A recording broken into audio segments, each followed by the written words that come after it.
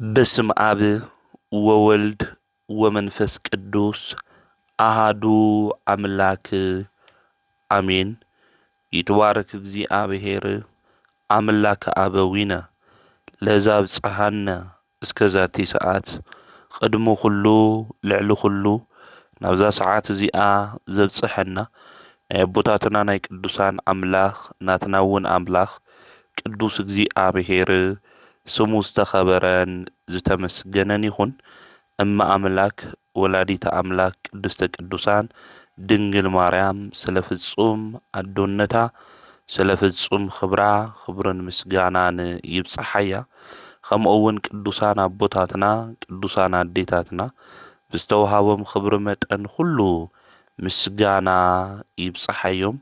ኣብ ዝተፈላለየ ዓለም ኮይንኩም እዚ መንፈሳዊ ሚድያ እዚ እትከታተሉ ስድራ እግዚአብሔር ኣብ መስቀል ተሰቂሉ ፍጹም ዝኾነ ሰላሙ ብዝሃበና ብኢየሱስ ክርስቶስ ፍጹም ሰላም ከመይ ትጸንሑ ከመይ ትኾኑ ሰላም እግዚአብሔር ምስ ኩላትኩም ይኹን።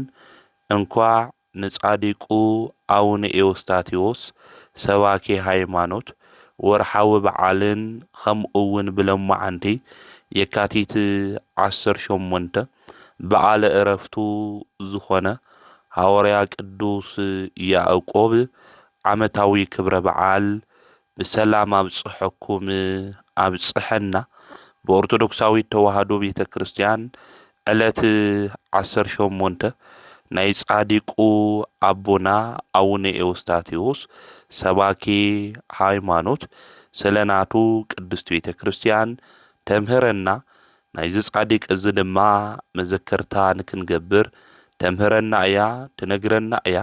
ከምኡ እውን ናይ ቅዱስ ፊልጶስ ሐዋርያ እውን ወርሓዊ በዓል ዕለት 18 ዝኽሪ ንገብር ኢና። ከምኡ እውን አቦና ናይ መጀመርያ ሊቀ ጳጳስ ዝኾነ አቡነ ሰላማ ካሳቴ ብርሃን እውን ዝተሾሙሉ ስለ ዝኾነ ወርሓዊ በዓል ንገብር ኢና።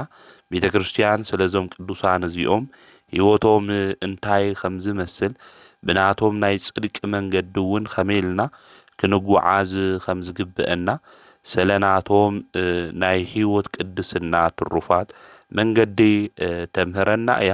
አምላኽና ቅዱስ እግዚአብሔር ድማ ኣብ ነገራትና ኩሉ እናኣተወ ንህይወትና ዝጠቅም ንዓና ድማ ዝረብሕ ቅዱስ ቃሉ ንከምህረና ቅዱስ ፍቃዱ ይኹነልና። አቡነ ኤዎስጣቴዎስ ሰባኬ ሃይማኖት መን እዮም? ካብዞም ጻዲቅ እዚኦምስ እንመሃሮ እንታይ እዩ ዝብል ክንምልከት ኢና። ከምኡ እውን መጽሓፈ ስንክሳር ብሎማዓንቲ ዓመታዊ ክብረ በዓሎም ዝኾነ ቅዱሳን ስለናቶም መንፈሳዊ ተጋድሎ ከምኡ እውን መንፈሳዊ ህይወቶም እንታይ ከም ዝመስል ክንመሃሃር ኢና። እዚ ጻዲቅ እዚ አቡነ ኤዎስጣቴዎስ ብዝፈጸሞ መንፈሳዊ ገድልን ተአምራትን ብዝሰርሖ ድማ ናይ ምንኩስና ስርዓት ከምኡ እውን ስለ ክብሪ ቀዳሚተ ሰንበት ዝገበሮ ተጋድሎ ብፍላይ ኣብ ዓድና ብዓብዪ ድምቀት በዓሉ ይኽበር እዩ። እዚ ቅዱስ አቦ እዚ ኣብ ዓድና ጥራሕ ይኾነን ከምኡ እውን ኣብ እስክንድርያ ኣብ አርመንያ ብቀዳምነት ተጠቂሶም ካብ ዝፍለጡ ቅዱሳን አቦታት ሓደ እዮም አቡነ ኤዎስጣቴዎስ። እዞም ጻዲቅ እዚኦም አቡነ ኤዎስጣቴዎስ ኣብ ትግራይ ኣብ እንደርታ ዝተወለዱ ጻዲቅ እዮም።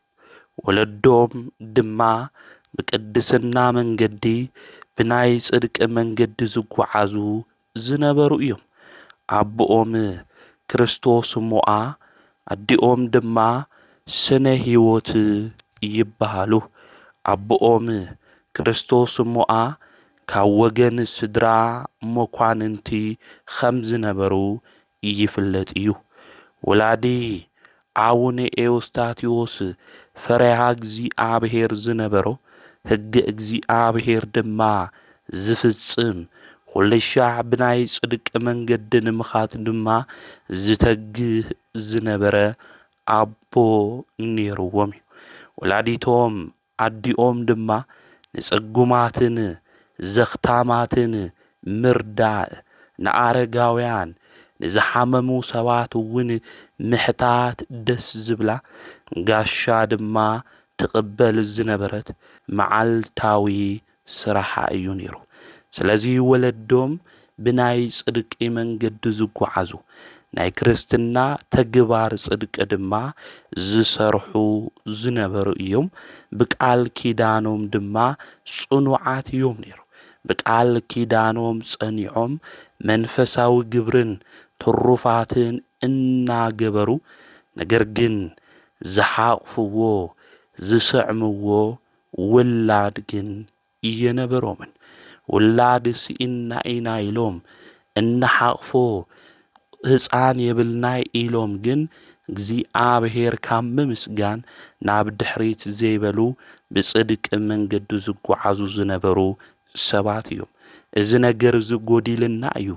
እዚ ነገር እዚ ስለ ዝጐደለና ውላድ ድማ እግዚኣብሔር እኮ ይሃበና ኢሎም ካብ እግዚኣብሔር ምምላኽ ካብ እግዚኣብሔር ምምስጋን ናብ ድሕሪት ዘይተመለሱ ሰባት እዮም። ንሕና ብሂወት ዘመንና ዝኾነ ነገር ክጐድለና እንተሎ ኣብ ልዕሊ እግዚኣብሔር እናጉርምርም ዘየደለየ ቃል ድማ እንናገር ካብ ምምስጋን ኣብ ምጉርምራም ውሽጢ ጠጠው እንብል ኣሂዛባዊ ተግባር ንፍጽም ብዙሓት ኢና። ንእግዚኣብሔር ንምንታይ ዘይተመስግኑ ተተባሂልና ጉድለትና ከም ምኽንያት ጌርና እናቕርብ ዝደኸምና ሰባት ብዙሓት ኢና። እዞም ሰባት እዚኦም ግን ናይ ጽድቂ ስራሕ ክሰርሑ እንተለዉ መንፈሳዊ ግብርን ትሩፋትን ክገብሩ እንተለዉ ውላድ ኣይሃልዎም እምበር ካብ ናይ ጽድቂ ስራሕ ናብ ድሕሪት ዘይተመለሱ እዮም ነይሮም። ክሳብ እርጋኖም ከዓ ብእግዚኣብሔር እናተጽናዕንዑ ብጸሎትን ተስፋን ድማ ይጽበዩ ነበሩ። ኣብዚ ዓለም እዚ ክንነብር እንተለና ዝጐድልና ብዙሓት ነገራት ክህልው ይኽእሉ እዮም። እቶም ዝጐደሉና ነገራት ኩሉ ክመልእ ዝኽእል ዝተኣመነ ቅዱስ እግዚኣብሔር ከም ዘሎ ፈሊጥና ብጸሎት ኾይንና ተስፋና ድማ ንእግዚኣብሔር ጌርና ብትዕግስቲ ክንጽበዮ ይግብአና። ስለዚ ናይ ኣቦና ናይ ጻዲቁ ኤዎስጣቴዎስ ወለዱ ድማ ብትዕግስትን ብጸሎትን ብተስፋን ብእግዚኣብሔር እናተጸናዕንዑ እግዚኣብሔር ይጽበይዎ ነበሩ። ኣዲኦም ስነ ሕይወት ብፍላይ ድማ ብዙሕ ተሓዝን ነበረት። ጸሎታ ድማ ልክዕ ከም በዓል ገዝኣ ናብ ኣምላኻ ናብ እግዚኣብሔር ኸይዳ ውላድ ንክህባ ድማ ትልምን ነበረት። ኣምላኽና ቅዱስ እግዚኣብሔር ንዝልምንዎ ብትዕግስቲ ድማ ንዝጽበይዎ ሰባት ተስፍኦም ትውክልቶም ድማ ኣብ ልዕሊኡ ዝገበሩ ሰባት ዝለመንዎ ነገር ሁሉ ዝህብ ኣቦን ኣምላኽን እዩ እግዚኣብሔር። ለመንኦም ኣብ ቅድሚ እግዚኣብሔር ድማ ተሰምዐ። ዘብስሮም መልአክ ሊቀ መላእክት ቅዱስ ገብርኤል ድማ ናብኦም ተላእኸ። ኣምላኽና ቅዱስ እግዚኣብሔር ዝነባዕናሎም ዝበኸናሎም ኣምላኽና ቅዱስ እግዚኣብሔር ኣስተኻኽለልና ዝበልናዮ ጉዳያት ሁሉ ጸሎትና ተሰሚዑ ዘብስር መልአክ ንሱ ሊቀ መላእክት ናብ ኩልና ንክልኣኽ ናይ እግዚኣብሔር ቅዱስ ፍቓድ ይኹነልና። ቅዱስ ገብርኤል ተላኢኹ ድማ ናብኦም ኸደ። ሓደ ንጹሑን ቅዱስን ውላድ ክትወልዱ ኢኹም በሎም። ብትምህርቱ ድማ ንብዙሓት ብመንገዲ ጥፍኣት ዝጓዓዙ ዓያሹ ብቃለ ወንጌል ክምልሶምን ከድሕኖምን እዩ ኢሉ መልአክ እግዚኣብሔር ቅዱስ ገብርኤል ድማ ነገሮም። እዞም ጻዲቅ እዚኦም ተጸነሱ ዝተወጸነሱ ድማ ድሕሪ 9 ወርሒ ተወለዱ። እዞም ምኻናት ዝነበሩ ኣምላኽ ቅዱስ እግዚኣብሔር ድማ ውላድ ሃቦም። እዞም ጻዲቅ እዚኦም ሓምለ 21 ተወሊዶም እዮም። ሓምለ 21 ምስ ተወለዱ ድማ ኣምላኾም ቅዱስ እግዚኣብሔር ከም ነቢዩ ኤርምያስ ከምኡውን ከም መጥምቀ መለኮት ቅዱስ ዮሃንስ ገና ኣብ ማህፀን ኣዲኦም እግዚኣብሔር ዝሓረዮምን ዝባረኾምን ብምንባሩ ጡብ ኣዲኦም ክጠብዩ ከለዉ ኣዕንቶም ናብ ሰማይ አንቃዕሪሮም ንእግዚኣብሔር ጎይታ ሰራዊት የምስግኑ ነበሩ። እዚ ድማ ልበ ኣምላክ ዳዊት ዝተናገሮ ቃል እኒኦ እዩ። መዓፈ ደቂቁ ህፃናት ኣስተዳለው ከስባት ካብ ዝጠብዩ ካብ ህፃናት ካብ ቆልዑ ምስጋና ኣዳለው ኢሉ ዝተናገሮ ናይ ትንቢት ቃል እኒኦ እዩ። እቶም እግዚኣብሔር ዝመረጾም ቅዱሳን ድማ ገና ክውለድ እንተለው ቅዱስ ቅዱስ ቅዱስ እናበሉ ንስላሴ ከምስግኑ እንተለው ንኣምላኾም ንእግዚኣብሔር ሹም ፀዊዖም ድማ ክዝምሩ እንተለው ንምልከት ኢና ማለት። ካብቶም ዝተሓረዩ ዝተመረጹ ቅዱሳን ድማ ሓደ እዮም እዞም ኣቦና እዚኦም ማለት። ስለዚ ንኣምላኾም ንቅዱስ እግዚኣብሔር ኣመስግኑ። ኣዲኦም ዝነገር እዚ ምስ ተመልከተት ድማ ብጣዕሚ ተገረመት። ከምዚ ዝበለ ተኣምር ርኤ የፈልጢ ኢላ ከምዚ ኢላ ተናገረት። ኦ ወልድየ ወብርሃነ ኣዕይንትየ መኑ መሃረከ ዘከመዝ ስብሃታተ ወደይ ብርሃን ዓይነይ ከምዚ ዓይነት ምስጋናስ መን መሃረካ ኢላ ተናገረቶም። ምስ ጎበዘ ድማ ንክመሃረሎም ናብ ኣኩኦም ኣቡነ ዳንኤል ወይ ከዓ ኣባ ዘካርያስ ዝበሃሉ ኣብ ገዳም ገርዓልታ ዝነበሩ ናብኦም ድማ ወሰድዎ። እዞም ኣኩኦም ድማ ንኣቦና ማዕቀበ እግዚእ ተባሂሎም እዮም ናይ መጀመርያ ሹም ዝወጸሎም። ንኦም ድማ ናይ እግዚኣብሔር ትምህርቲ ናይ ጽድቂ መንገዲ እንታይ ምዃኑ መንፈሳዊ ዕዮ እናዓየ ወይ ከዓ እናሰርሐ ከዓቢ ድማ ገበርዎ። እዚ ቅዱስ ኣቦ እዚ ብመንፈሳዊ ተጋድሉ ህፃን ኮይኑ ትሕቲ ዕድመ ኮይኑ ዘይንኡ ተጋድልኡ ሁሉ ኣብ ኩሎም መነኮሳት ድማ በጽሕ መዘራረቡ እውን ኾነ። እቶም መነኮሳት ከዓ መኑ መሃሮ ለዚ ህፃን ዘመጠነ ዝ ጥበበ ወስብሃተ እናበሉ ተደነቁ። ሰብ ድዩ መልአክ እስካብ ምባል በፂሖም እዮም። ብዝገብሮ ዝነበረ መንፈሳዊ ተጋድሎ ማለት እዩ። ይጾም ይጽሊ ይሰግድ ኣብዚሑ ድማ ንኣምላኹ ንእግዚኣብሔር ዘመስግን ዝነበረ ብናይ ጥበብ መንገዲ ድማ ዝጓዓዝ ዝነበረ ጻዲቕ እዩ ማለት እዩ። ናብቲ ዝፍጽምዎ ዝነበሩ ልዕል ቅዱስና ዝመልኦ ገድሊ ድማ ይግብኦም ተባሂሎም ማዕረገ ዲቁና ድማ ተቐቢሎም እዮም ማለት እዩ። ብምቕጻል ድማ ባኩኦም ኣባ ዳንኤል ልብሰ ምንኩስና ለቢሶም ኤዎስጣቴዎስ ተባሂሎም ድማ ተሰይሞም እዮም። ኤዎስጣቴዎስ ማለት ስነ እግዚእ ማለት እዩ። ስለዚ እዞም ጻዲቅ ኣቦና እዚኦም ኣርዑት ምንኩስና ጸይሮም ማለት እዩ። ድሕርዚ ድማ ተጋድልኦም ኣብሊጾም ድማ ይጋደሉ ነበሩ። ንኣምላኾም ንእግዚኣብሔር ድማ ብዝበልጽ ኣገልግሎት ድማ ዘገልግሉ ሰናይ ገድሊ ድማ ዝፍጽሙ ዝነበሩ ጻዲቅ ኣቦ እዮም። ኣቦና ጻዲቁ ኣቡነ ኤዎስጣቴዎስ ማለት እዩ።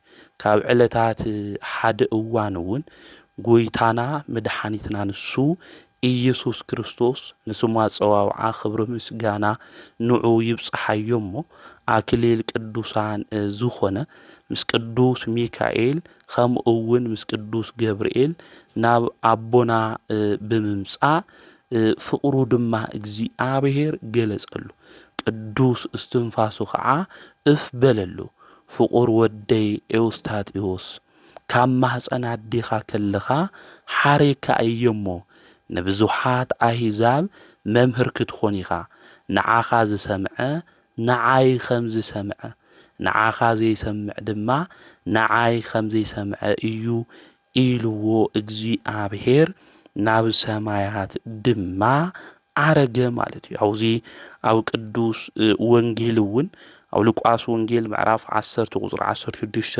ክነንብብ እንተለና ንኣኹም ዝሰምዐ ንዓይ ይሰምዕ ዝብል ቃል ንረክብ ኢና ማለት።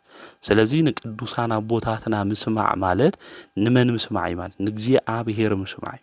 ምክንያቱ ቅዱሳን አቦታትና አዴታትና ዝነግሩና ናይ እግዚአብሔር ናይ ጽድቂ መንገዲ ከመይልና ክንጓዓዝ ከም ዝግብአና ዘምህሩና ናይ መንገዲ ጽድቂ ድማ ዘርእዩና እዮም። ቅዱሳን አቦታትና አዴታትና ቅዱሳት መጻሕፍቲ ገድሎም እውን ክናነብብ እንተለና ናይ ቅዱስ አቦና ኤዎስጣቴዎስ ገድሉ ክናነብብ እንተለና ብምናኔ ህይወት ዝነበረ አቦ እዩ። ብቅድስና ህይወት ድማ ንአምላኹን እግዚአብሔር ዘገልገለ ቅዱስ አቦ እዩ። ገና ብመንእሰይነት ዕድሚኡ እንታይ ኮይኑ መኒኑ ነዚ ዓለም እዚኣ ድማ ዝነዓቐ ቅዱስ አቦ እዩ ማለት።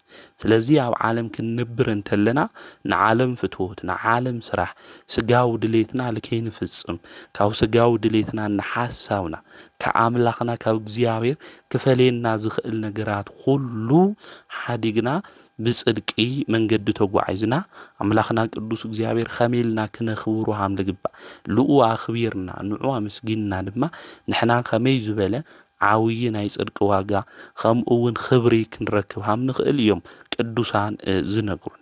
ነዚ እውን አምላኽና ንሱ መድሓኒትና ኢየሱስ ክርስቶስ ናብኡ መጺኡ ምስ መላእክቲ ናብኡ መጺኡ ንዓኻ ዝሰምዐ ንዓይ ዝሰምዐ እዩ ንዓኻ ዘይሰምዐ ድማ ንዓይ ከም ዘይሰምዕ እዩ ኢሉ ዝተናገሮም ንዚ እዩ ማለት። እና ዞም ጻዲቅ አቦና እዚኦም ድማ ካብ በዓቶም ወፂኦም ካብ ሓደ ቦታ ናብ ካሊእ ቦታ እናኸዱ ናብ ወንጌል አገልግሎት ድማ ዝሰበኹ ቅዱስ አቦ እዮም።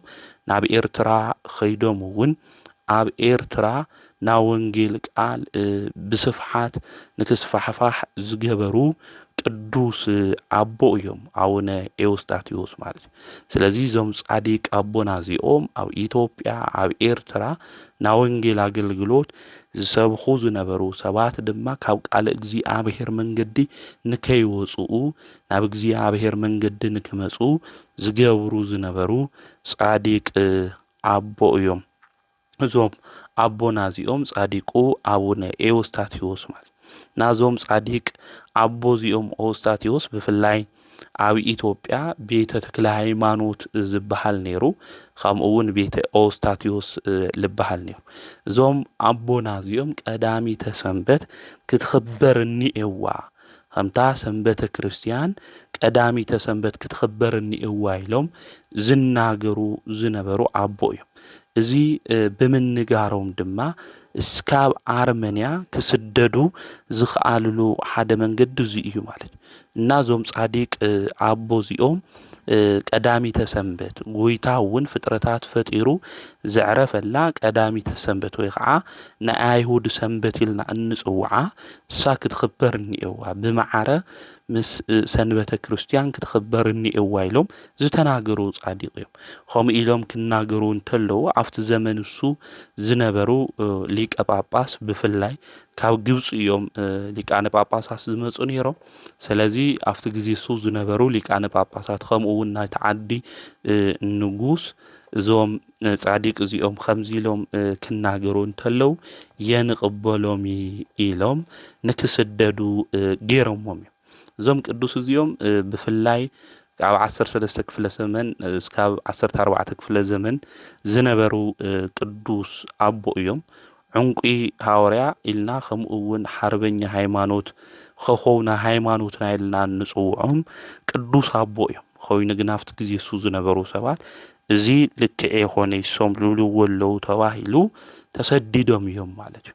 ጎይታይ መድሓኒት ኢየሱስ ክርስቶስ ዝዕረፈላ ዕለት ቀዳሚተ ሰንበት እማ ክትኽበር ክብሪ ክበሃዋ እኒአዋ ኢሎም ዝተሰደዱ ቅዱስ ኣቦ እዮም። ኣብ ኣርመንያ ዓዲ እውን እዮም ብመስከረም 18 እዞም ጻዲቅ ኣቦና እዚኦም ዓሪፎም ማለት እዩ። እና እዞም ጻዲቅ እዚኦም ኤዎስታቴዎስ ኢልና እንጽውዖም ደቀ መዛሙርቶም ድማ ኣብ ዓድና ብስፍሓት ዝፍለጡ ቅዱሳን ኣቦታት እኒአው እዮም። ካብኣቶም ኣቡነ መርቆሬዎስ፣ ኣቡነ አብሳዲ፣ ኣቡነ በኪሞስ፣ ኣቡነ ዮናስ እንብሎም መንፈሳዊ ደቆም እዮም ማለት እዩ። ስለዚ እዞም መንፈሳዊ ደቆም እዚኦም ኣብ ኢትዮጵያም ኣብ ኤርትራም ገዳማት ብምስራሕ ዝፍለጡ ደቆም እዮም። ደሓር እውን እሶም ኣቦና እዞም ጻዲቅ እዚኦም ምስ ዓረፉ ልክዕ እዩ ቀዳሚተ ሰንበት ከም ሰንበተ ክርስቲያን ክትኽበር እኒአዋ ተባሂሉ ኣብ ደብረ ምጥማቅ ጉባኤ ተወሲኑ እዩ ማለት እዩ። ስለዚ እዞም ኣቦ እዚኦም እስካብ ኣርመንያ ክስደዱ ዝገበሮም እግዚኣብሔር ዝሰርሖ ሕጊ ክኽበር እኒአዎ ብምባሎም ኣብ ስደት ኣብ ኣርመንያ እውን ክዓርፉ ክኢሎም እዮም። ኮይኑ ግና እዞም ጻዲቅ እዚኦም ናብ ኣርመንያ ምስ ኸዱ እውን ተኣምር ገይሮም እዮም። ናብ ኣርመንያ እውን ክኸዱ እንተለዉ መርከብ ዝሓዘ ሰብ ተማልእና ክብልዎ እንተለዉ ምስ ደቀ መዛሙርቶም የማል ኢሉ ገዲፍዎም ኸይዱ እዩ። ንሳቶም ድማ ክዳኖም ወይ ከዓ መጎናጸፊኦም ዓጺፎም ኣብቲ ባሕሪ ገይሮም ምስ ደቀ መዛሙርቶም እንታይ ገይሮም እዮም ተሻጊሮም እዮም። በዚ እዮም ማዕበል ዝተሻገሩ ከፋልየ ባህሪ ነተባሃሉ እዞም ኣቦና እዚኦም ዝጽውዑ ማለት እዩ። ባሕሪ ከፊሎም ዝተሻገሩ ማዕበል ተሻገሩ እናተባሃሉ ዝጽውዑ ንዙ እዮም ማለት እና እዞም ኣቦና እዚኦም ናብ ኣርመንያ እኳ ትኸዱ እንተለዉ ብዚ ተኣምር እዚ ተባሕሪ ምስ ደቀ መዛሙርቶም ተሻጊሮም እዮም። እንደቀ መዛሙርቶም እውን ክናገሩ እንተለዉ ቂም በቀል ለለዎ ሰብ ከይህልው ቂም በቀል እንድሕር ሃሊኩም ኮይኑ ግደፍዎ ኢሎም ተናጊሮም ቂሙ ዘይሓደገ የማነ ብርሃን ዝበሃል ደቀ መዝሙር ነይርዎም እዩ። እዚ የማነ ብርሃን ዝተባሃለ ደቀ መዝሙሮም ድማ ቂሙ ስለዘይሓደገ ናብ ባሕሪ ሰጢሙ ሞይቱ እዩ ማለት እዩ። እቲ ባሕሪ እሱ ክሻገር እንተለዉ ክልተ ደሴታት ከዓ ጸጉኦም ብጣዕሚ ዝዓዘዘ ዝበዝሐ ስለ ዝነበረ ልሳን ኣውፅአን ኣነ ክቕበሎ ኢለን ተሽቀዳዲመን እየን። ንሶም ድማ ናብ ኣርመንያ ኸይዶም እዮም ማለት እዩ። ናዞም ቅዱስ ኣቦ እዚኦም ብኽዳኖም ብመጎናጸፊኦም ገይሮም ባዕሎም ደቀ መዛሙርቶም እቲ ባሕሪ ዝተሻገሩ ቅዱስ ኣቦ እዮም። ናብ ኣርመንያ እውን ምስ ኸዱ ብዙሓት ሰባት ብዘይ ጃልባ ምምጽኦም ተገሪሞም እዮም ማለት እዩ። ሓደ ሓዲኣቶም እውን እዚ ምትሃት እዩ ዝበሉ እውን ነይሮም እዮም። ነገር ግን እዞም ቅዱስ ኣቦ እዚኦም ኣብ መንጎኦም ዝሞተ ሓደ ህፃን ነይሩ።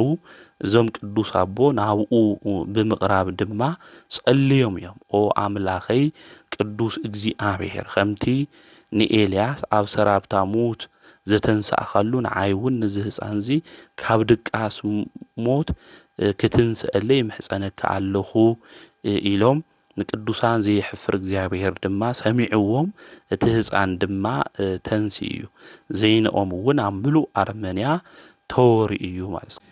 እዞም ቅዱስ ኣቦ እዚኦም እስካብ ዕለተ ዕርፈቶም እውን ኣብኡ ኣምሂሮም እዮም ማለት እዩ። እና እዞም ቅዱስ ኣቦ እዚኦም እውን እግዚኣብሔር ቃል ኪዳን ኣትይውሎም እዩ። ስምኻ ዝጸውዐ ተስካርካ ዝገበረ ብሹምኻ ጡሚ ዘጽገበ ጽሙእ ዘስተየ ዝመጽወተ ቤተ ክርስቲያን ዝሃነጸ ገድልኻ ዝጸሓፈ ዘንበበ መንግሥተይ ከውርሶ እየ ኢሉ ብዘይሕሱ ቃሉ ኣምላኽ ቅዱስ እግዚኣብሔር ቃል ኪዳን ኣትይውሎም እዩ ማለት እዩ። እናዞም ቅዱስ ኣቦ እዚኦም ብፍላይ ኣብ ዓድና ገዳማት ክስፋሕፍሑ ዝገበሩ ቅዱሳን ኣቡነ አብሳዲ፣ ኣቡነ በኪሞስ፣ ኣቡነ ዮናስ ካልኦት መንፈሳዊ ደቆም ብጽድቅ መንገዲ ንክጓዓዙ ዘምሃርዎም ናዮም ድማ መንፈሳዊ ደቆም እዮም ማለት እዩ።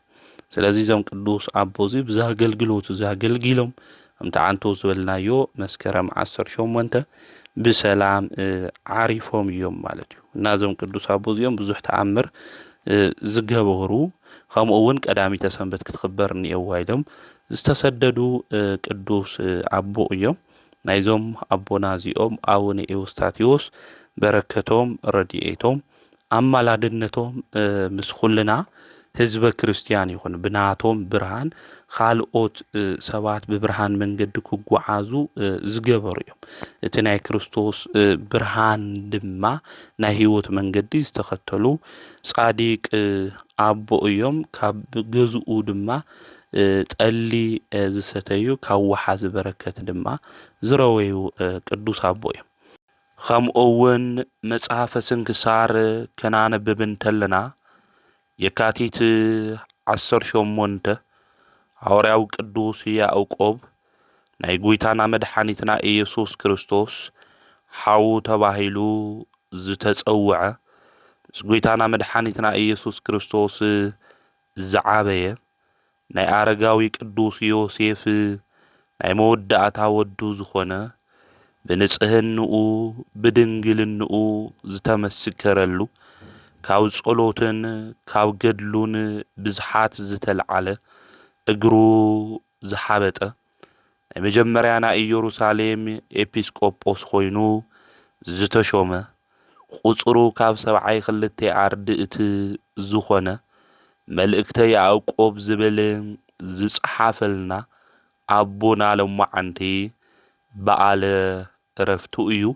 ናብዚ በዓል እዚ አምላኽና ቅዱስ እግዚአብሔር ዕድመና ጥዕና ሂቡ ስለ ዘብጽሐና ስሙ ዝተኸበረን ዝተመስገነን ይኹን። እዚ ቅዱስ እዚ ባቦታት ሐዋርያት ማእኸል ብጣዕሚ ዝፍተውን ዓብይ ሞገስ ዝነበሮ ናይ ጎይታ ሓው ተባሂሉ ድማ ዝተጸውዐ እዩ። ቅዱስ ያዕቆብ አቡኡ አረጋዊ ቅዱስ ዮሴፍ እዩ። አዲኡ ድማ ማርያም ተባሂላ እያ ትጽዋዕ ነይራ። እዛ ማርያም እትበሃል አዲኡ ድማ ገና ብህፃንነቱ እያ ዓሪፋ ለምቤትና ንቅድስተ ቅዱሳን ንድንግል ማርያም ድማ ሓትናኣ እያ። ንቅድስት ሃና ሓፍታ እያ እዛ ማርያም እትበሃል። ንቅዱስ ዘሐዋርያ እዚ ድማ ኣሕዋቱ ነይሮሞ እዮም። ስምዖን፣ ዮሳ፣ ይሁዳ ዝተባሃሉ ኣሕዋቱ ከምኡ እውን ሰሎሜ እትበሃል ሓፍቱ ነይራቶ እያ። እዛ አዲኦም እዚኣ ድማ ገና ህፃን እናሃለየ እዚ ሐዋርያ እዚ ናይ መወዳእታ ናይ ገዛ ሕሳስ እውን ስለ ዝነበረ ዓሪፋ እያ አዲኡ። ምስ ዓረፈት ድማ ብእግዚአብሔር ፍቃድ አረጋዊ ዮሴፍ እምቤትና ቅድስተ ቅዱሳን ድንግል ማርያም ካብ ቤተ መቅደስ ወፂኣ ንክሕልዋ ተቐቢሉ መጺኡ እዩ። እቲ ስድራ ህይወቶም ብጣዕሚ ከቢድ እዩ ነይሩ። ናቲ ገዛ ኩሉ እትሕብሕቦም ደቃ ኩሉ እትእክብ አዲኦም ዓሪፋ ስለ ዝነበረት ህይወቶም ኩሉ ተመሰቃቂሉ እዩ ነይሩ። እምቤትና ቅድስተ ቅዱሳን ድንግል ማርያም ናይ በረከት ናይ ምሕረት ናይ ሰላም እምቤትና ዝኾነት ድንግል ማርያም ናይ አምላኽና መድኃኒትና ኢየሱስ ክርስቶስ አዶ ናብ ገዝኦም ድማ ኣተወት። እቲ ናይ ሓዘን ገዛ ዝነበረ ናይ ጉስቁልና ገዛ ዝነበረ ብሓጎስ ተመሊኡ እዩ። ቤትና ቅድስተ ቅዱሳን ድንግል ማርያም ናብ ገዛና ናብ ህይወትና ናብ ስራሕና ናብ ናብራና ናብ ኩሉ ነገርና ንክትመጽእ ብበረከት ብሰላም ንክትመጽእ ክታማልደና ናብ ኩሉና ንክትመጽእ ወላዲተ አምላክ እመብርሃን ድንግል ማርያም ናብ ኩሉና ንክትመጽእ ንአምላኽና ናይ እግዚአብሔር ቅዱስ ፍቃድ ይኹነልና። ስለዚ እዞም ቤተሰብ እዚኦም ይሓዝኑ ነይሮም፣ ይጭነቁ ነይሮም። ትገዛሱ ሁሉ ድማ ዘመዓራርዩ የለይ ሁልና ንፈልጥ ኢና ኣብ ገዛ ወላዲት እንድሕር ዘየላ ኣዴና እንድሕር ለየላ ትገዛተይ ሃም ልመስል ሁልና ንፈልጦ ኢና ማለት ሁሉ ነገር ትእክብ ሁሉ ነገር ድማ ታስተኻኽል ኣዶ ስለ ዝኾነት ዓንድ ሕቆውን ናገዛ ስለ ዝኾነት ኣዲኦም ናዚኦም ግን ዓሪፋ ስለ ዝነበረት ብሓዘን ውሽጢ እዮም ነይሮም እዚ ናይ ሓዘን ገዛ ግን ቤትና ቅዱስ ድንግል ማርያም ተመጽእ እንተላ ናብ ሓጎስ ተቀይሩ እዩ እንሓዝነሉ እንበኸሉ ነገራት ሁሉ ቤትና ድንግል ማርያም በአማላድነታ በበረከታ ሁሉ ላባና መጽያ ናብ ሓጎስ ንክትቀይረልና ፍቃድ አምላክ እግዚአብሔር ይኹነልና እመብርሃን ድንግል ማርያም ናፍቲ ገዛሱ ክትመጽእ እንተላ ትሪኦም እንተላ ትምልከቶም እንተላ በኺያያ ደቂ ሓትናኣ ዝንከባኸቦም ሲኢኖም ረሲሖም ሪኣቶም ብፍላይ ንእሽተይ ቅዱስ ያዕቆብ ብጣዕሚ እዩ ዝሕዝን ነይሩ መብርሃን ድንግል ማርያም ድማ ርህርህተ ህሊና እያ ንዞም ደቂ ሓትናኣ የኾነይ ቤትና ድንግል ማርያም ንዝጸምአ ኸልቢ እኳ ሰባት ከባረርዎ እንተለዉ ናብ ገረብ ወሪዳ ማይ ትቐድሕ እንተላ ብወርቂ ጫማኣ ማይ ዘስተየት ርህርህተ ህሊና እያ ቤትና ድንግል ማርያም ስለዚ ክትዓርፍ የደለየቲ ናብ ገረብ ኸይዳ ማይ ሒዛ መጺኣ ነቲ ህፃን ሰውነቱ እንታይ ጌራቶ እያ ሓጺባቶ እያ ብእማ አምላክ ድንግል ማርያም ዝተሓጸበ ሰውነት ምስጋና ይግብኦ እዩ ከመይ ዝበለ ትዕድልቲ እዩ አምላክ ዝሓቆፉ አእዳው ቤትና ቅድስተ ቅዱሳን ድንግል ማርያም ነዚ ቅዱስ ያዕቆብ እዚ ሓጺባቶ እያ ናም ቤትና ቅድስተ ቅዱሳን ድንግል ማርያም ኣብ ዮሴፍ ገዛ ተቐሚጣ እያ ንህፃኑ ያዕቆብውን ተንከባኸቡ ነይራ እያ ማለት ንሰለስተ ዓመትን 6 ወርሕን ድማ ቤትና ቅድስተ ቅዱሳን ድንግል ማርያም ናብ ስደት ወዳ ሒዛ ኸይዳ እያ ማለት ድሕረ ስደት ድማ ተመሊሳ መጽኣ እያ 25 ዓመታት ያዕቆብ ምስ ጎይታና መድኃኒትና ኢየሱስ ክርስቶስ በሓደ ዓዊ እዩ ዝወለደቶ እኳ ትዘይትውለ ነይራ ምኽንያቱ እትንከባኸቦ ቤትና ቅድስተ ቅዱሳን ድንግል ማርያም ስለ ዝነበረት ማለት ቤትና ቅድስተ ቅዱሳን ድንግል ማርያም ሊቃውንተ ቤተ ክርስቲያን ከም ዝነግሩና ንቅዱስ ያዕቆብ ዘይሃበቶ ሓሊበ ድንግልና ጥራሕ እዩ ናይ ድንግልና ጸባ ጥራሕ እዩ እምበይ ሁሉ ነገር ተንከባኺባቶ ዕብያቶ እያ ኢሎም አቦታትና ይነግሩና አመልክዓ ስእልውን እመ ያዕቆብ በጸጋ ማርያም ንግስተ ኩሉ ኢልና ኢናም ቤትና ድንግል ማርያምውን እና ምስግና ማለት እዩ ቅዱስ ያዕቆብ ናይ ጎይታ ሓው እዩ ኢልና በተደጋጋሚ ክንጽውዕ እንተለና ምኽንያቱ እንታይ እዩ ተልና ን30 ዓመታት ከይተፈላለዩ ብሓደ ኮይኖም ዓብዮም እዮም ማለት እዩ ከምኡውን ናይ ጎይታና መድኃኒትና ኢየሱስ ክርስቶስ ብስጋ ዘመዱ እዩ ናይ ቅድስት ሃና ሓፍታ እያ ንቅዱስ ያዕቆብ አዲኡ ማለት እዩ እና ብስጋ ዘመድ እዩ ቅዱስ ያዕቆብ ብንኡ ጥራሕ ይኾነ ባቡውን ብቅዱስ ዮሴፍ ለድንግል ማርያምውን ቤተሰባ እዩ ማለት እዩ ስለዚ ብኹልቲኡ ወገን ናይ ስጋ ቤተሰቡ እዩ ጎይታና መድኃኒትና ኢየሱስ ክርስቶስ ከምኡውን በሓደ ስለዚ ዓብይ ቅዱስ መጽሐፍ ክናነብብ እንተለና በሃይማኖት ሓደ ዝኾንናኮ ሕዋተይ እናበለ ቅዱስ ጳውሎስ ክጽሕፈልና እንተሎ ንምልከቲና ማለት እዩ ከምኡውን ባዕሉ ቅዱስ ያዕቆብ ኣብ መልእኽቱ ምዕራፍ 1 ቁጥር 1 ክጽሕፍ እንተሎ ኣነና ጎይታና መድኃኒትና ኢየሱስ ክርስቶስ ባርያ እየ እናበለ ክናገር እንተሎ ንምልከቲና ማለት ስለዚ ጎይታና መድኃኒትና ኢየሱስ ባሪኡ ዝኾነ ቅዱስ ያዕቆብ ሓው ዝተባሃለ ሓደ ብስጋ ዘመድ ስለልኾኑ ከምኡውን በሓደ ስለ ዝዓበዩ እዩ ከምኡውን እዚ ሓው ተባሂሉ ዝተጸውዐ ጎይታና መድኃኒትና ኢየሱስ ክርስቶስ ስለ ትሕትና ለደቀ መዛሙርቱ ሕዋተይ እናበለ ይጽውዖም ነይሩ እዩ ስጋና ስለ ዝተዋሃደ ማለት እዩ ቅዱስ ያዕቆብ ግን ቤተሰቡ እዩ ብስጋውን ቤተሰቡ እዩ ባቡኡም ብንኡም ክንሪኦ እንተለና ቅዱስ መጽሐፍውን ክናነብብ እንተለና አብርሃም ንሎጥ ሓዊ እናበለ ይጽውዖ እዩ ግን ደቂ አቦ ደቅነ ይሆን ብስጋ ዘመድ ስለ ዝነበሩ ማለት ብስጋ ዘመድ ከምኡውን ብሃይማኖት ሓደ ዝኾንና ኣሕዋት ተባሂልና ከም ንጽዋዕ ቅዱሳት መጻሕፍቲ ይነግሩና። ቅዱስ ያዕቆብ ድማ ሓዊ እዩ ንጎይታ ክንብል እንተለና ብስጋ ዘመዱ ስለ ዝኾነ ብሓደ እውን ስለ ዝዓበየ ምዃኑ እዚ ክንፈልጦ ከምኡውን ክንርድኦ ይግብአና ማለት እዩ። እዚ ቅዱስ ያዕቆብ ጎይታና መድሓኒትና ኢየሱስ ክርስቶስ ከምህር እንተሎ ዝተኸተለ እዩ። ከምኡውን ምስቶም 72 ኣርድእት ዝተቆፀረ እዩ። 3 ዓመትን 3 ወርሕን ወንጌል ተማሂሩ እዩ ማለት እዩ። ንመጀመርያ ግዜ ምስ ድንግል ማርያም ከምኡውን ምስ ቅዱስ ዮሃንስ ኮይኑ ናይ ጎይታ ትንሣኤ ከይረኣኹ እኽሊ ኣይጥዕምን ኢሉ ዘኽፈለ እዩ ኣኽፍሎት ማለት እዩ። ከምኡውን ወንጌል እውን ኣምሂሩ እዩ። መንፈስ ቅዱስ መሊኡዎ ወንጌል ዘምህረ ናይ መጀመርያ ናይ ኢየሩሳሌም እውን ሊቀ ጳጳስ ብምዃን ኣገልጊሉ እዩ ማለት እዩ። ኣብታ ናይ መጀመርያ ናይ ክርስትና ዘመን ናይ ሐዋርያ ሲኖዶስ ዝነበረት እውን ብሊቀ መንበርነት እውን ዝመረሐ እዚ ኣቦዙ እዩ። ሞታን ልዕሊ እዩ። ደውያን ፈዊሱ እዩ። ናይ መኻናት ማህፀን እውን ከፊቱ እዩ። ኣጋንንት እውን ኣውፅኡ እዩ። ብዙሕ ተኣምራት እውን ሰሪሑ እዩ ማለት እዩ።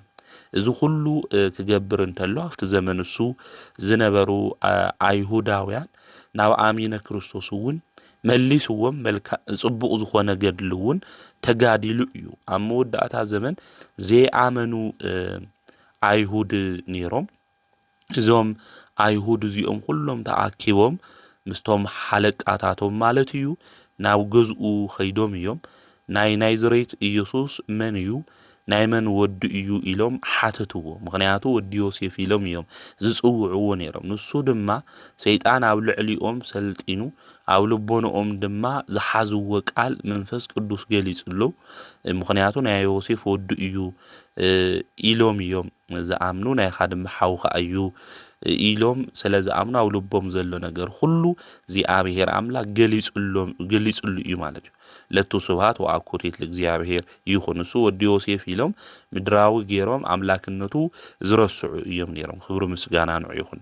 ብልቦም ዝሓሰብዎ ተንኮል ተረዲኡ ዝሃወርያ እዚ ናብ ገዝኡ ናብ ቆርቆሮ ናብ ላዕሊ ወፂኡ ምንጋር ጀመረ። ንስማ ፀዋውዓ ጎይትነትን ክብርን ንዑ ይኹን። ጎይታ ኢየሱስ ክርስቶስ ኣምላክ ወዲ ኣምላኽ እዩ። ወልደ ኣብ ወልደ ማርያም ስግው ቃል እግዚኣብሔር እዩ። ኣነ ፍጡር ባርያ እየ እምበር ከም ዝተሓሰብዎ ሓው የኾንኩ ኢሉ ተናጊሩ ማለት እዩ። ከምዚ ዝበሉላ ኣብ ልቦኖኦም ክፍኣት ዝሓሰብዎ ተኣዩ ዮሴፍ ካብ ድንግል ማርያም ካልኦት ቆልዑት እኒአውዎ። ድንግል ማርያም እውን ካልኦት ቆልዑ እኒአዋ ሕዋቱ ተባሂሎም ተጸውዑ እውን ለዚ እዩ ልብል ኣተሓሳስባ ለለዎም ሰባት ስለለለው እዩ። ክብሪ ምስጋና ለኣምላኽና ለእግዚአብሔር ይኹን ማለት እዩ። እና ከምዚ ዝበለ ተንኮል ሓሳብ ነይርዎም ወዲ ዮሴፍ ናዚ ወዲ ጸራዊ ወዲ ዮሴፍ ይኾነ ኢሎም ወዲ እግዚአብሔር ምዃኑ ባዕሉ ኣምላክ ወዲ ኣምላክ ምዃኑ ስለልረስዑ እሱ ድማ ናይ ልቦኦም ክፍኣት መንፈስ ቅዱስ እውን ገሊጽሉ ኣነ ፍጡሩ ባርያ እየ ከም ተሓሰብዎ ሓዊ ይኾንኩ ኢሉ ተናጊርዎም። ንሶም እውን ዝነበሮም ንዴቶም ኩሉ ምቁጽጻር ይኽኣሉ ካብ ላዕለ ድማ ኣውሪዶም ናብ መሬት እውን ደብርዮሞ እዮም። ከምኡ እውን ቀጥቂጦሞ እዮም። ብገድሊ ሰውነቱ ብተጋድሎ ዝተቐጥቀጠ ኣቦ ኣካሉ ሁሉ ደብዲቦሞ እዮም ማለት እዩ። ሓደ እውን ካብ ዕንጨት ዝተሰርሐ ዓብዪ በትሪ ኣምፂኡ ነዚ ቅዱስ እዚ ርእሱ ደጋጊሙ ወቂዕዎ እዩ። ርእሱ እውን ከምዚ ነበረ ኮይኑ እዩ። እዚ ሰማዕት ሐዋርያው ቅዱስ ያዕቆብ ብለማዓንቲ የካቲት 18 ድማ ናብቲ ዝፈትዎ ኣምላኹ ናብ ዝኾነ ክርስቶስ ኸይዱ እዩ ማለት እዩ። ስለዚ ቅዱስ ያዕቆብ የካቲት 18 በዓለ ዕረፍቱ ምዃኑ መጽሓፈ ስንክሳር ይነግረና። እዚ ቅዱስ ሐዋርያ ያዕቆብ ኣቦና ማለት እዩ። እቲ ገዝኡ ከም ቤተ መቅደስ ኣበው ሐዋርያት እውን ይጥቀምዎ ነይሮም እዮም። ብሂወቱ ዘመን እዛ ኣቦ እዚ ጥሉላት ምግቢ ኣይበልዒ ነይሩ። ጨጉሩ እውን ተላጽዩ የፈልጢ ነይሩ ክዳኑ እውን ቀይሩ የፈልጢ ነይሩ እዚ ኣቦ እዚ ማለት እዩ ካብ ጾም ካብ ጸሎት ዝተለዓለ ድማ እግሩ ይሓብጥ ነይሩ ኣያኽዲ ድማ ይውሎ ነይሩ እዩ እዚ ጻዲቅ ኣቦ እዚ ኣቦታት እውን ጻዲቁ ገዳማዊ ሃዋርያ እናበሉ እውን ንቅዱስ ያዕቆብ ይጽውዑ እዮም ከምኡ እውን በዓል 5 ምዕራፍ ለሎ መልእኽቲ ናይ ያዕቆብ መልእኽቲ ኢልና ንጽውዖ ዝጽሓፎ እዚ ኣቦና እዚ ቅዱስ ያዕቆብ ሃዋርያ እዩ ማለት እዩ እዚ ሃዋርያ እዚ ናይ ጎይታ ሓው ተባሂሉ ዝጽዋዕ ዝነበረ እዩ ማለት እዩ ስለዚ ዝሃዋርያ እዚ አምላኽና ቅዱስ እግዚአብሔር ካብዚ ሃዋርያ ኣቦና እዚ በረከቱ ንክዕድለና ንኣምላኽና ናይ እግዚአብሔር ቅዱስ ፍቃድ ይኹነልና በኣማላድነቱ ብዚ ቅዱስ እዚ ድማ ኣምላኽና ቅዱስ እግዚአብሔር ምሕረት ልክልእኸልና ንኣምላኽና ናይ እግዚአብሔር ቅዱስ ፍቃድ ይኹነልና ከምኡ እውን ብለማዓንቲ መጽሓፈ ስንክሳር ክናንብብ እንተለና ቅዱስ ኣባ መላልዮስ ጻዲቅ ፓትርያርክ ናይ አንጾኪያ ዝነበረ ደሓረ ድማ በአርዮሳውያን ዝኾኑ ሰባት ብዙሕ ግፍዒ ዝበጽሖ ኣብ ስደት ዝዓረፈ ኣቦ በዓለ ዕረፍቱ ምዃኑ መጽሓፈ ስንክሳር ይነግረና እዩ እዚ ቅዱስ እዚ ፈላጥ ከምኡ እውን መስተውዐሊ እዩ ነይሩ ኣብ ንእሽተይ ተባሂሉ ዝጽዋዕ ቆስጠንጢኖስ ዘመን ድማ ኣብ አንጾኪያ ዓዲ ሊቀ ጳጳስ ኮይኑ ተሸይሙ እዩ ምስተሾመ ድሕሪ 30 መዓልቲ ናይ አርዮሳውያን ትምህርቲ ኣውጊዝዎም እዩ ለአንጾኪያ ለለው ቤተክርስቲያን ሁሉ መልእኽቲ ጽሒፉ ኣውጊዝዎም እዩ ኣብ አንጾኪያ ለለዋ ቤተክርስቲያን ሁሉ ድማ ኣሳዲድዎም እዩ ንሳቶም ድማ ምስቲ ንጉስ ተስማዕሚዖም እቲ ንጉስ እውን አርዮሳዊ ስለ ዝነበረ ተስማዕሚዖም ንዛቦ ዝንታይ ገይሮሞ እዮም ኣሳዲዶሞ እዮም ማለት እዩ ናይ አንጾኪያ ዓዲ ዓበይቲ ኤጲስቆጶሳት ካህናት እውን ተኣኪቦም ስለቲ ፓትርያርክ ንክምለስ ናይ ልመና ደብዳቤ ጽሒፎም ናፍቲ ንጉስ ልኢኾም እዮም እቲ ንጉስ እውን ደብዳቤኦም ተቀቢሉ እንታይ ገይሩ እዩ ማለት እዩ መሊስዎ እዩ ነዚ ኣቦዚ ነገር ግን እዞም አርዮሳውያን እዚኦም እግዚአብሔር ወልድ ካብ እግዚአብሔር ኣብ ብታሕቲ ገይሮም ዝኣምኑ እዮም ማለት እዩ ወልድ ክብሪ ምስጋና ንዑ ይኹንለቱ ስብሃት ወአኮቴት ፍጡር ኢሎም ዝኣምኑ ናይ አርዮስ ትምህርቲ እዩ ማለት እዩ ስለዚ እዚ ትምህርቲ ዝልክዕ ለይ ምዃኑ ዘቦዚ የውግዝ ነይሩ ብድሕሪኡ ናይ አንጾኪያ ቦታት ኤጲስቆጶሳት ላፍቲ ንጉስ ደብዳቤ ስለልጽሓፉ ዘቦዚ ላብ መንበሩ ጵጵስንኡ ተመሊሱ እዩ ተመሊሱ እውን የምህር ነይሩ እዩ ወልድ ካብ ኣብ ባህሪ ከም ዝተወለደ ብመለኮቱ ድማ ሓደ ምዃኖም ንኹሉ ዝሰብኽ ዘምህር ነይሩ እንደገና ዳግማይ አርዮሳውያን ተላዒኖም ናይቲ ንጉስ ልቢ ናብኦም መሊሶም ንዛቦዚ ናይ ወንጀል ቃላት ሁሉ ጽሒፎም እዮም እቲ ንጉስ ካብ ገጾም ንክርሕቕ እውን ገይሩ ኣሳዲድዎ እዩ ኣብቲ ዝተሰደደሉ ዓዲ እዚ ኣቦዚ ምስ ኸደ መልእኽቲ ጽሒፉ ይልእኸሎም ነይሩ ብስውር እውን ናይ መጻሕፍቲ ቃላት ይትርጉመሎም ነይሩ ኣብ አንጾኪያ ዘለው ምእመናን ለኩሎም ድማ ይበጽሖም ነይሩ ፈላጣት ዝኾኑ ኤጲስቆጶሳት ቀሳውስት እውን ፍሉይ ብዝኾነ ሰለስትነት ከምኡ እውን ብ318 ሊቃውንተ ቤተክርስቲያን ዘምህርዎ ዝቐንዐት ሃይማኖት ሁሉ እናምህሩ ይእዝዙ ነይሮም እዚ ናይ ሃይማኖት ትምህርቲ ዝውን ትእዛዝ ሁሉ የመሓላልፉ ነይሮም እዮም እዛ ኣቦ ዝውን እዚ ኣብ ስደት ዓዲ እኳ ኮይኑ ነቶም ምእመናን ሁሎም ዘምህሮም መልእኽቲ እውን ዝጽሕፍ ኣቦ እዩ ነይሩ እስካብ ዝዓረፈሉ ግዜ ኣብ ስደት ኮይኑ ብዙሕ ዘመን እውን ኣብኡ ተቐሚጡ እዩ ዮሐንስ አፈወርቅ እውን ኣመስጊንዎ እዩ ናይ ምስጋና ድርሰት እውን ደሪስሉ እዩ ስለዚ ቀንዐት ሃይማኖት እውን ብዙሕ መከራ በጺሕዎ ክብሩ ግርምኡ እውን ምስ ኸበሩ ሃዋርያት ክብሪ ከምዚ ይጎድል እውን ተነጊሩሉ እዩ እዚ ቅዱስ ኣቦዚ አፈወርቅ ዮሐንስ በከመ ወደሶ በዕለተ ተስካሩ እዩ ዝብልና ዮሐንስ አፈወርቅ ቅዱስ ኣቦና ኣመስጊንዎ እዩ ሃዋርያት ይቤ ይሃጽጽ ክብሩ ስለዚ ሃዋርያት ዘግነይዎ ክብሩ እውን ንዑ እውን ከም ዝረክብ ዋግኡ እውን ከም ዝበሃው ከም ሃዋርያት ይነግረና ያው ዘ አርኬ ኣብ ልደረሰሉ ማለት እዩ መጽሓፍ ስንክሳር ክነነብብ እንተለና ማለት ስለዚ እዚ ኣቦ እዚ ንሃይማኖት ኢሉ ብዙሕ ዋጋ ዝኸፈለ ቅዱስ ኣቦ እዩ እሞ ናይዚ ኣቦ እዚ ጸሎቱ በረከቱ ኣማላድነቱ ምስ ኩልና ህዝበ ክርስቲያን ይኹን ብሎም ዓንዲ የካቲት 18 በዓለ ዕረፍቱ ስለ ዝኾነ እዚ ፓትርያርክ እዚ ሊቀ ጳጳሳት መላልዮስ ዘአንጾኪያ ማለት እዩ። ኣምላኽና ቅዱስ እግዚኣብሔር ካብዞም ቅዱሳን ኣቦታትና እዚኦም ኣዴታትና እዚኦም በረከቶም ረድኤቶም ኣማላድነቶም ንክዕድለና በረከቶም ረድኤቶም ኣማላድነቶም ምስ ኩልና ህዝበ ክርስቲያን ኮይኑ ንዓድና ሰላም ፍቅሪ እግዚኣብሔር ኣምላክ ይዓድለና ዘምሃረና ዝገስጸና ናይ ኣቦታትና ኣምላክ ቅዱስ እግዚኣብሔር ስሙ ዝተኸበረን ዝተመስገነን ይኹን። ወስብሐት ለእግዚአብሔር ወወላዲቱ ድንግል ወለመስቀሉ ክቡር።